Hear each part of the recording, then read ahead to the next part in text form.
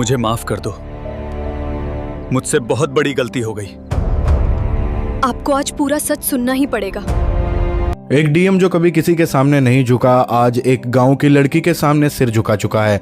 लेकिन क्यों? बेलापुर गांव उस दिन किसी मेले से कम नहीं लग रहा था, क्योंकि पहली बार जिले का डीएम खुद वहां पहुंचा था। पुलिस की गाड़ियां, अफसरों की भीड़ और चौपाल पर जमा सैकड़ों लोग, सबके चेहरों पर सवाल था कि आखिर ऐसा क्या हो गया। और उसी भीड़ को चीरते हुए एक साधारण सी लड़की आगे बढ़ती है, पैरों में टूटी चप्पल, आंखों में अजीब सा आत्मविश्वास। लोग उसे पहचान लेते हैं कि ये रामू किसान की बेटी है, लेकिन आज उसके चेहरे पर कुछ अलग था, जैसे वो सिर्फ बोलने नहीं बल्कि कुछ बदलने आई हो। डीएम उसे देखते हैं और उनके हाव भाव से साफ झलकता है कि उन्हें इस तरह सामने आने की आदत नहीं। फिर भी वो उसे रोकते नहीं, जैसे उन्हें भी अंदर से महसूस हो रहा हो कि ये कोई आम बात नहीं। लड़की धीरे धीरे बोलना शुरू करती है और उसके शब्दों में ऐसा ठहराव होता है कि भीड़ खुद ब खुद शांत हो जाती है।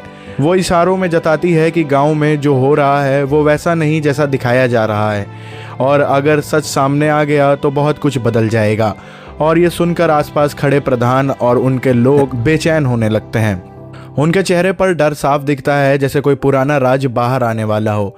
डीएम पहले तो सख्त रहते हैं, लेकिन जैसे जैसे लड़की की बात आगे बढ़ती है उनके चेहरे पर हल्की सी बेचैनी उतरने लगती है। लड़की बार बार उनकी आंखों में देखती है, जैसे उन्हें कुछ याद दिलाना चाहती हो, और फिर वो उस बात की तरफ इशारा करती है जो इस पूरे मामले की जड़ है।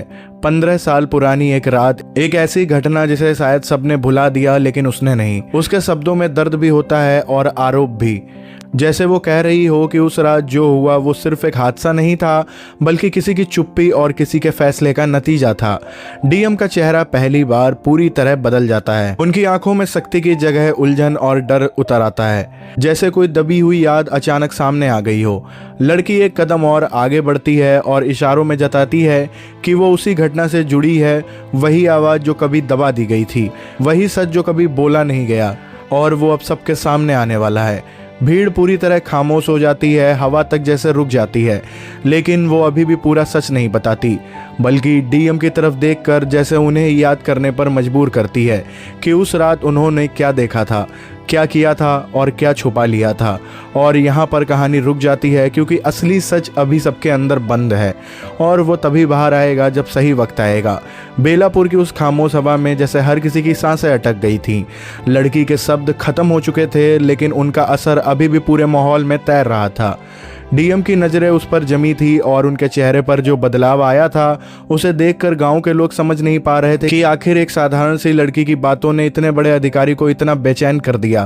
प्रधान बार बार अपने माथे का पसीना पोंछ रहा था, और उसके साथ ही धीरे धीरे पीछे खिसकने लगे थे, जैसे उन्हें अंदाजा हो गया हो कि अब मामला उनके हाथ से निकल रहा है। लड़की वहीं खड़ी थी, बिल्कुल स्थिर, जैसे उसे किसी बात की जल्दी नहीं, जैसे वो जानती हो कि सच जितना देर से सामने आएगा उतना ही भारी पड़ेगा। डीएम ने खुद को संभालने की कोशिश की, गहरी सांस ली और अपनी आवाज को फिर से सख्त बनाने की कोशिश की, लेकिन अब उसमें पहली वाली दृढ़ता नहीं थी। उनके अंदर कहीं ना कहीं वो 15 साल पुरानी रात हिल चुकी थी, वो रात जिसे उन्होंने सालों से अपने दिमाग के सबसे अंधेरे कोने में दबा कर रखा था, और अब वही याद धीरे धीरे धुंध की तरह साफ होने लगी थी। उन्हें याद आने लगा था कि कैसे उस रात बारिश हो रही थी, सड़कें सुनसान थी और वो एक जरूरी सरकारी काम से लौट रहे थे। तभी उन्हें दूर से कहीं रोने की हल्की सी आवाज़ सुनाई दी थी। पहले तो उन्होंने उसे नज़रअंदाज किया था, क्योंकि ऐसी आवाज़ें अक्सर रात के सन्नाटे में भ्रम पैदा कर देती हैं, लेकिन फिर वो आवाज़ तेज हुई थी, जैसे कोई मदद के लिए पुकार रहा हो, और उस पल उन्होंने गाड़ी रुकवाई थी। ये याद आते ही उनके माथे पर पसीना आ गया। उन्होंने अनजाने में अपनी उंगलियां कस ली। लड़की उनकी हर हरकत को ध्यान से देख रही थी, जैसे उसे पता हो कि अब उनके दिमाग में क्या चल रहा है। भीड़ को कुछ समझ नहीं आ रहा था, लेकिन सबको लग रहा था कि कुछ बहुत बड़ा होने वाला है। डीएम की आंखों के सामने अब वो पुरानी तस्वीरें और साफ होने लगी थी। उन्होंने याद करने की कोशिश की, लेकिन उस रात वो आवाज़ कहाँ से आ रही थी? वो खेतों के पास का इलाका था या पुरानी कोठी के पीछे का रास्ता? और जैसे ही ये ख्याल आया उनका दिल जोर से धड़क उठा, क्योंकि वो जगह आज के इस पुराने मामले से जुड़ी हुई थी। उन्होंने एक पल के लिए आंखें बंद की जैसे वो खुद भागना चाहते हो, लेकिन अब भागना आसान नहीं था। लड़की ने धीरे से सिर झुकाया जैसे वो उन्हें और सोचने का समय दे रही हो, लेकिन उसके चेहरे पर एक अजीब सी शांति थी, जैसे उसे पूरा भरोसा हो कि सच अब छुप नहीं सकता। उसी समय भीड़ में हलचल हुई क्योंकि किसी ने धीरे से कहा कि उस पुरानी कोठी का नाम फिर से सामने आ रहा है। वही कोठी जो सालों से बंद पड़ी थी और जिसके बारे में गांव में तरह तरह की कहानियां चल रही थी। प्रधान ने यह सुना तो उसका चेहरा और सफेद पड़ गया। उसने तुरंत अपने एक आदमी को इशारा किया जैसे वो कुछ रोकना चाहता हो, लेकिन अब बहुत देर हो चुकी थी। डीएम ने अचानक आंखें खोली और उनकी नज़र सीधे लड़की पर गई। इस बार उनकी नज़र में सवाल था, डर था और एक अनकहा अपराध बोझ भी। जैसे वो समझ चुके हों कि ये लड़की सिर्फ कहानी नहीं सुना रही बल्कि उनके अतीत का दरवाज़ा खोल रही हो। उन्होंने हल्की आवाज़ में कुछ कहने की कोशिश की, लेकिन शब्द गले में अटक गए। लड़की ने एक कदम और आगे बढ़कर जैसे उन्हें हिम्मत दी कि वो सच का सामना करें, और उसी पल डीएम के दिमाग में वो अधूरी तस्वीर फिर से जुड़ने लगी। उन्हें याद आया कि उस रात वो अकेले नहीं थे, वहाँ कोई और भी था, कोई ऐसा जिसे उन्होंने उस समय नज़रअंदाज कर दिया था या शायद जानबूझकर अनदेखा किया था। ये ख्याल आते ही उनका दिल बैठने लगा। उन्होंने तुरंत आसपास खड़े पुलिस वालों की तरफ देखा जैसे वो खुद को वर्तमान में वापस लाना चाहते हों, लेकिन उनका मन अब पूरी तरह अतीत में फंस चुका था। लड़की ने अब तक कुछ नया नहीं कहा था, लेकिन उसकी खामोशी ही सबसे बड़ा दबाव बन रही थी। भीड़ में खड़े लोग अब एक दूसरे से नजरें मिला रहे थे, जैसे हर किसी को लग रहा हो कि वो अब कहीं ना कहीं इस कहानी का हिस्सा बन चुके हैं। और तभी अचानक दूर से किसी के दौड़ते हुए आने की आवाज आई।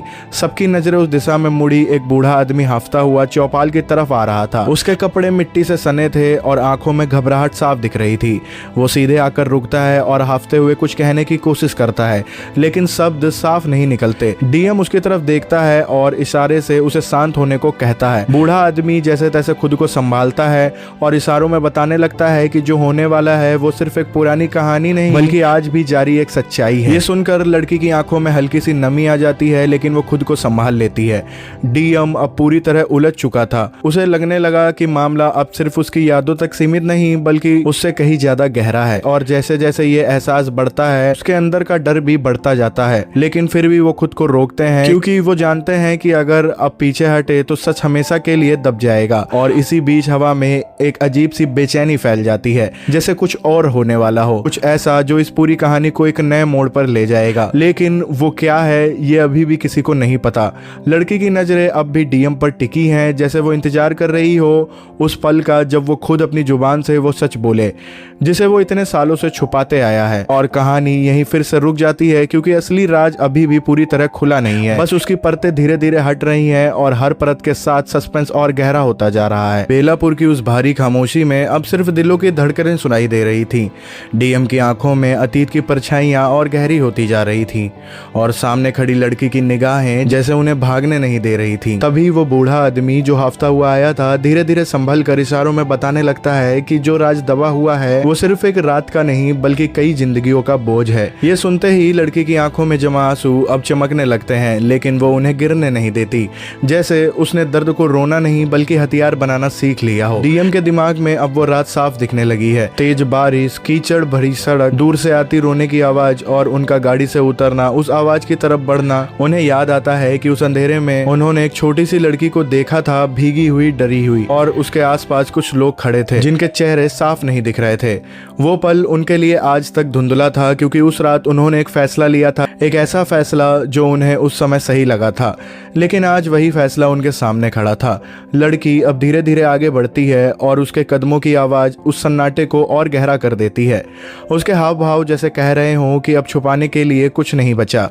वो इशारों में जताती है कि उस रात सिर्फ एक हादसा नहीं हुआ था बल्कि किसी ने सच को दबाने का चुनाव किया था, और वही चुनाव कई सालों तक अन्याय बनकर जीता रहा। भीड़ में खड़े लोग अब बेचैन हो उठते हैं। कुछ के चेहरे पर डर है, कुछ के चेहरे पर गुस्सा, और प्रधान अब लगभग टूटने की हालात में है। उसकी आंखें बार बार डीएम और लड़की के बीच घूम रही हैं, जैसे उसे डर हो कहीं उसका नाम सबके सामने ना आ जाए। तभी लड़की की नजर अचानक उस बूढ़े आदमी पर जाती है और उसकी आंखों में एक पल के लिए बचपन की झलक उभरती है, जैसे कोई पुरानी पहचान जाग उठी हो। डीएम भी अब उस नजर को पकड़ लेता है और उसे महसूस होता है कि इस कहानी में रिश्तों की कोई गहरी कड़ी छुपी है। उनका दिल अब पहले से ज्यादा तेज धड़क रहा था क्योंकि उन्हें याद आने लगता है कि उस रात उन्होंने उस लड़की को वहां छोड़ दिया था, ये सोचकर कि वो किसी झगड़े का हिस्सा है और पुलिस संभाल लेगी। लेकिन उन्होंने पीछे मुड़कर नहीं देखा था कि उसके बाद क्या हुआ, और आज वही अधूरा पल उनके सामने खड़ा है। लड़की अब अपनी आंखें बंद करती है और एक गहरी सांस लेती है, जैसे वो खुद को उस आखिरी सच के लिए तैयार कर रही हो। फिर वो धीरे से सिर उठाती है और उसके चेहरे पर अब गुस्सा नहीं बल्कि दर्द साफ दिखाई देता है। वो इशारों में बताती है कि उस रात जिस लड़की को सबने अकेला छोड़ दिया था वो बच तो गई, लेकिन उसकी ज़िंदगी कभी पहले जैसी नहीं रही। उसने अपने माँ बाप को खो दिया, अपनी पहचान खो दी, और सबसे बड़ी बात, उसने इंसानों पर भरोसा खो दिया। ये सुनते ही भीड़ में सन्नाटा और गहरा हो जाता है। डीएम की आंखों में अब नमी साफ दिखने लगती है, जैसे उन्हें पहली बार एहसास हो रहा हो कि उनका एक छोटा सा फैसला किसी की पूरी जिंदगी पर कितना भारी पड़ा। लेकिन असली झटका अभी बाकी था। लड़की एक कदम और आगे बढ़ती है और उसकी नजरें अब सीधे डीएम के दिल में उतरती हुई लगती हैं। उसके चेहरे पर एक दर्द भरी मुस्कान आती है और वो इशारों में बताती है कि उस रात जिसे उन्होंने अनदेखा किया था वो कोई और नहीं बल्कि वही थी जो आज उनके सामने खड़ी है।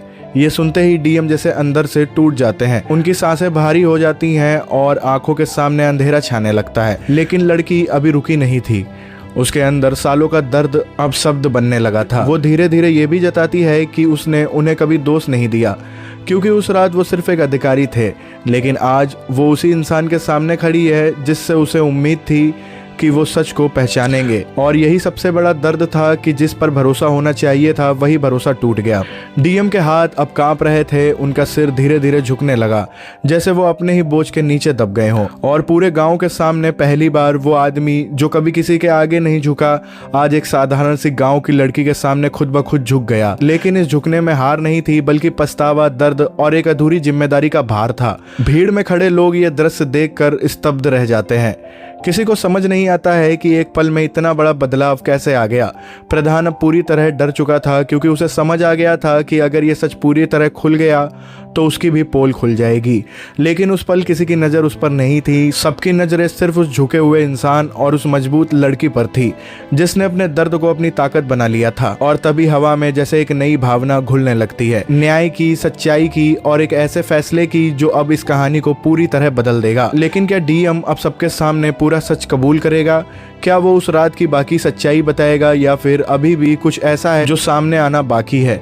यही सवाल इस कहानी को फिर से एक नए सस्पेंस में छोड़ देता है। बेलापुर की उस दोपहर में जब डीएम का सिर झुका हुआ था और गांव की सांसें थमी हुई थी, तभी जैसे समय खुद रुक गया हो। लड़की की आंखों में अब आंसू खुलकर चमक रहे थे, लेकिन उसकी आवाज, उसके हाव भाव अब भी टूटे नहीं थे, बल्कि और मजबूत हो गए थे, जैसे उसने अपना दर्द बहुत पहले रो लिया हो और आज सिर्फ सच बचा हो। डीएम धीरे धीरे सिर उठाते हैं और उनकी आंखों में अब साफ पछतावा दिखाई देता है। वो जैसे खुद से लड़ते हुए इशारों में जताते हैं कि उन्हें अब बहुत कुछ याद आ चुका है।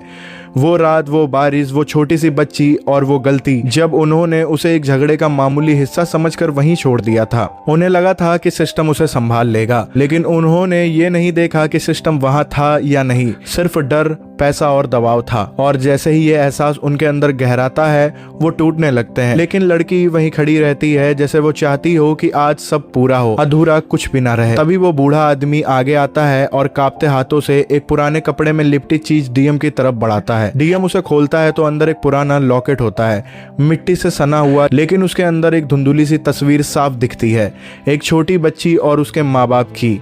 और उस तस्वीर को देखते ही डीएम के हाथ कांप जाते हैं, क्योंकि उन्हें याद आता है कि उस रात जब वो लौट रहे थे उन्होंने रास्ते में यही लॉकेट गिरा हुआ देखा था और कुछ पल के लिए उठाकर देखा भी था, लेकिन फिर बिना सोचे वापस फेंक दिया था, जैसे वो बस एक बेकार चीज हो। और आज वही चीज उनके सामने सबूत बनकर खड़ी थी कि उन्होंने सिर्फ एक लड़की को नहीं बल्कि उसकी पूरी कहानी को अनदेखा कर दिया था। लड़की धीरे धीरे उनके पास आती है और उसके चेहरे पर अब गुस्सा नहीं बल्कि एक गहरी थकान और दर्द होता है। वो इशारों में बताती है कि उस रात उसके माँ बाप को उसी कोठी के पीछे मार दिया गया था, क्योंकि उन्होंने प्रधान और उसके आदमियों के काले काम देख लिए थे। गरीब की जमीन हड़पना, नकली कागज बनाना और जो भी सच बोलने की कोशिश करता उसे चुप करा देना। और जब वो छोटी थी उसने ये सब अपनी आंखों से देखा था। वो भागी, मदद के लिए चीखी और तभी उसकी आवाज डीएम तक पहुंची थी। लेकिन जिस उम्मीद से उसने उस गाड़ी की तरफ देखा था वही उम्मीद उसकी जिंदगी का सबसे बड़ा धोखा बन गई, क्योंकि गाड़ी रुककर भी आगे बढ़ गई, उसे अकेला छोड़कर। और उसके बाद जो हुआ वो और डरावना था। प्रधान के लोगों ने उसे ढूंढ लिया, उसे मारने की कोशिश की, लेकिन वो किसी तरह बच निकली। वो बूढ़ा आदमी जो आज यहाँ खड़ा है उसी ने उसे छुपाया, पाला और सच को जिंदा रखा। सालों तक वो लड़की छुपती रही, बड़ी होती रही, अपने अंदर उस रात को जलाती रही। और आज जब डीएम खुद इस गांव में आए तो उसे लगा कि अब वक्त आ गया है कि वो सच सामने आए जो इतने सालों से दबा हुआ है। ये सब सुनते ही पूरे गांव में हलचल मच जाती है। लोग प्रधान की तरफ देखने लगते हैं और इस बार कोई डर नहीं बल्कि गुस्सा दिखता है। पुलिस वाले भी तुरंत हरकत में आते हैं। प्रधान भागने की कोशिश करता है लेकिन पकड़ा जाता है। उसके चेहरे से सारा घमंड उतर चुका होता है और वो समझ चुका होता है कि अब बचना नामुमकिन है। डीएम ये सब देखते हैं, उनकी आंखों में आंसू निकल आते हैं और वो धीरे धीरे उस लड़की के सामने घुटनों के बल बैठ जाते हैं।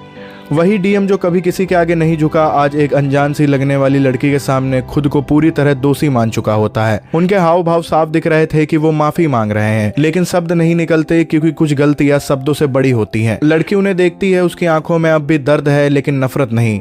वो जैसे समझती है कि उस रात की गलती जानबूझकर नहीं थी, लेकिन उसका असर जानलेवा था। वो धीरे से सिर हिलाती है जैसे वो कह रही हो कि उसे माफी नहीं, इंसाफ चाहिए। और यही इस कहानी का सबसे बड़ा मोड़ बनता है। डीएम तुरंत खड़े होते हैं और पूरे गांव के सामने इशारों में जताते हैं कि अब जो होगा वो सिर्फ कानून के हिसाब से होगा, किसी दबाव में नहीं। प्रधान और उसके लोगों को गिरफ्तार किया जाता है। पुराने केस फिर से खोले जाते हैं, जमीन के कागज जांचे जाते हैं और पहली बार बेलापुर में सच को दबाया नहीं बल्कि सामने लाया जाता है। लेकिन कहानी यही खत्म नहीं होती, क्योंकि सबसे बड़ा फैसला अभी बाकी होता है। डीएम उस लड़की के पास जाते हैं और अपने हाव भाव से उसे बताते हैं कि वो उसकी पढ़ाई, उसका भविष्य सब कुछ खुद संभालेंगे, जैसे वो अपने पुराने गुनाह को ठीक करना चाहते हो। लेकिन लड़की इस बार हल्की सी मुस्कुराती है और इशारों में मना कर देती है। वो जताती है कि उसे किसी सहारे की जरूरत नहीं, उसने अकेले जीना सीखा है और आगे भी खुद ही चलेगी।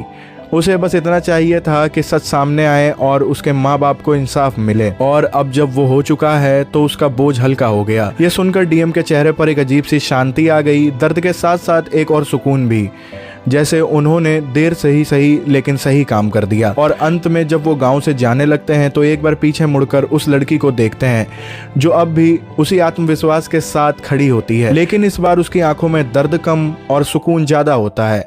और उसी पल ये बात सबके दिल में बस जाती है कि कभी कभी एक छोटी सी अनदेखी भी किसी की पूरी जिंदगी बदल देती है, और कभी कभी एक इंसान का हिम्मत से खड़ा होना पूरे सिस्टम को झुकने पर मजबूर कर देता है।